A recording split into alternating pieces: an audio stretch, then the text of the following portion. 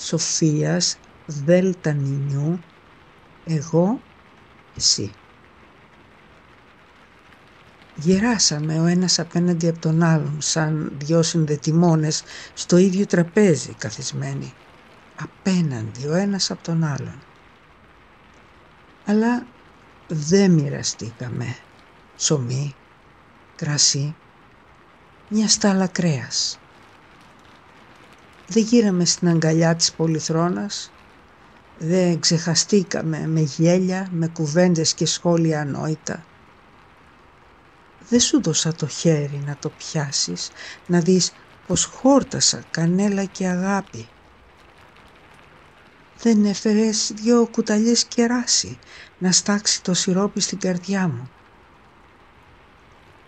Γεράσαμε ο ένας απέναντι από τον άλλον και μια βροχή μας χώρισε.